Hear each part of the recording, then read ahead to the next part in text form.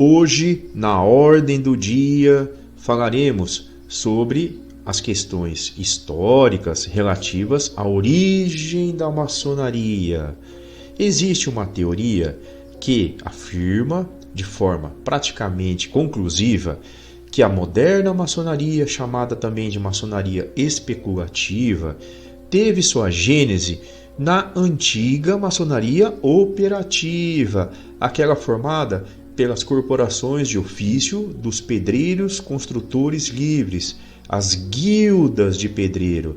Se você for pesquisar nos diversos autores brasileiros, estrangeiros, maçons ou não, essa hipótese praticamente é a consagrada. Realmente, dizem eles, as guildas de pedreiro, com o passar do tempo, começo ali da modernidade, começaram a aceitar homens que não eram ligados diretamente ao ofício da construção de castelos, catedrais, abadias, igrejas.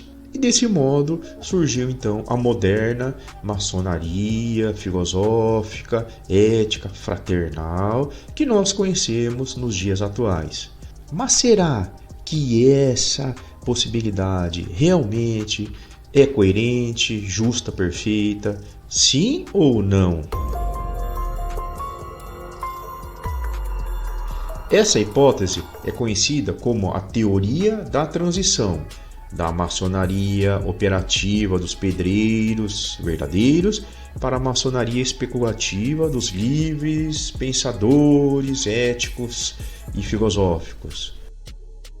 Na antiguidade não existiam as guildas de pedreiros ou as corporações de ofício de trabalhadores, porque na Europa, que é a região que interessa para nós agora, o Império Romano era hegemônico, tinha suas corporações ali de construtores, como os Collegium Fabrorum, que se encarregavam das obras ali arquitetônicas necessárias para expansão, manutenção da administração, do controle do Império Latino. Com a derrocada de Roma, essa situação mudou. Sai Roma e entram os grupos de trabalhadores diversos, das mais variadas categorias, agregadas nas chamadas corporações de ofício.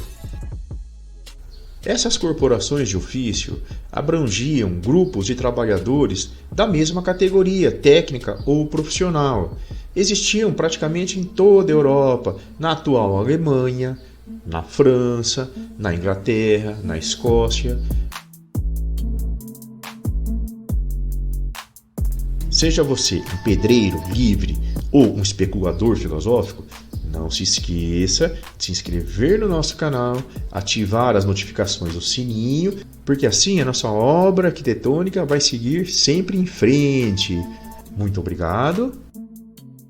Havia uma diferença entre as corporações de ofício dos maçons e dos outros profissionais.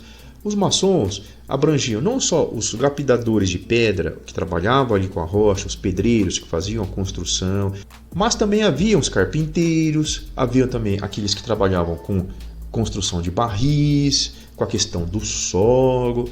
Os segredos específicos da arte da construção tinham que ser limitados, reservados, de uma forma hermética, apenas aos pedreiros em si. Os outros membros da própria organização, mas que não eram pedreiros na essência, não podiam conhecer esses segredos.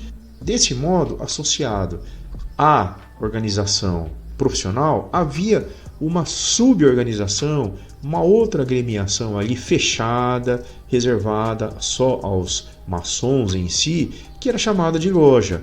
Nesse local eram iniciados aqueles futuros agentes da construção civil, eram repassados ali os segredos, haviam as promessas mais severas e rigorosas de manutenção do sigilo técnico ali em relação à ciência da construção das obras.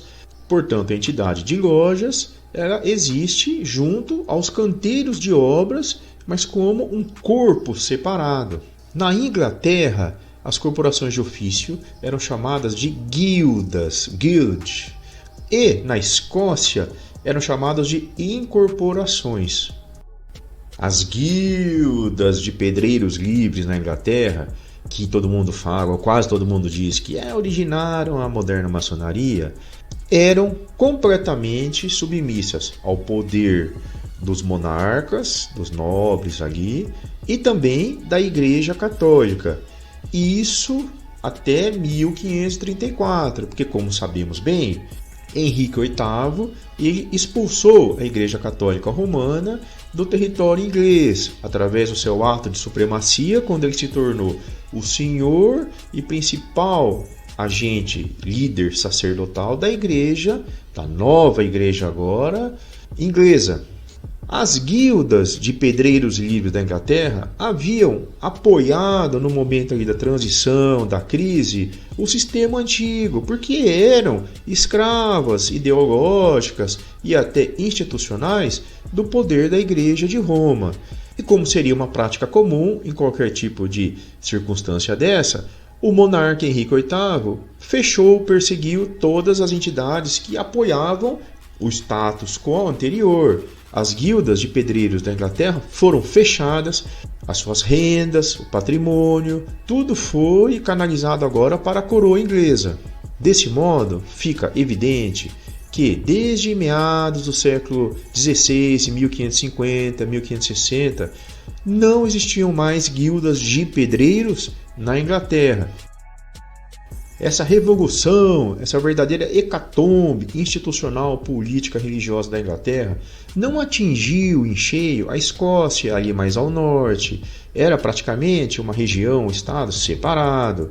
Mesmo com a unificação da coroa em 1603, quando o rei da Escócia, o Jaime VI, tornou-se o rei Jaime I da Inglaterra, várias instituições da Escócia continuaram a funcionar de forma mais ou menos autônoma.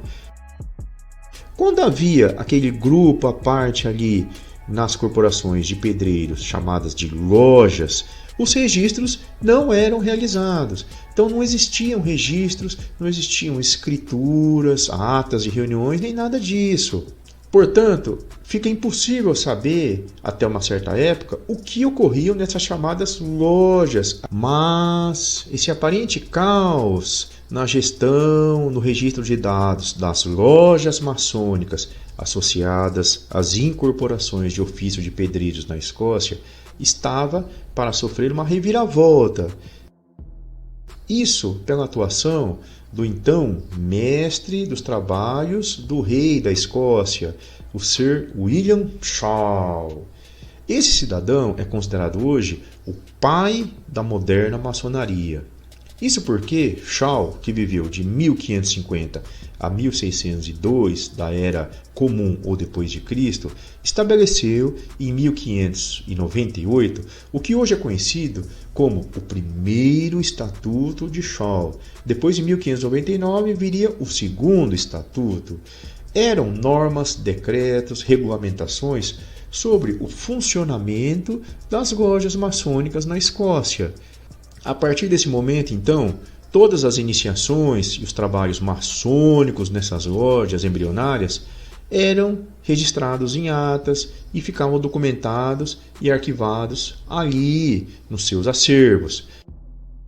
Para alguns autores, então, ali em Edimburgo, houve a primeira iniciação de um indivíduo que não era um pedreiro operativo.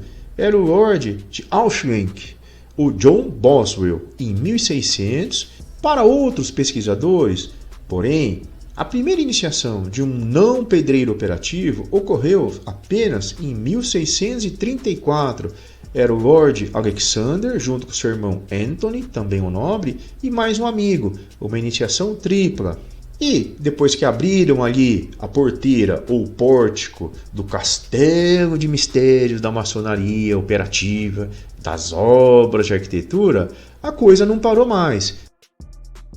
Portanto, meus caros, o que fica evidente após essa nossa breve exposição é: as guildas estavam extintas desde meados do século XVI. Então, as guildas de pedreiros livres não originaram essa moderna maçonaria advinda ali da grande loja unida da Inglaterra.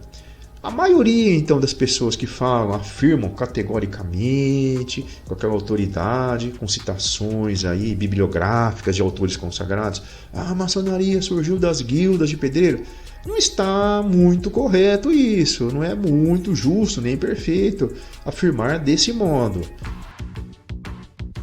Seja qual for a teoria verdadeira, legítima e coerente, o que é mais importante é que o nosso canteiro de obras, com muita massa, pedra, madeira, tijolo, se mantenha sempre de pé, efetiva, com as colunas erigidas rumo a, quem sabe, um mundo um pouquinho melhor. E para isso, não se esqueça de se inscrever no nosso canal, ativar as notificações, o sininho. Muito obrigado, grande abraço.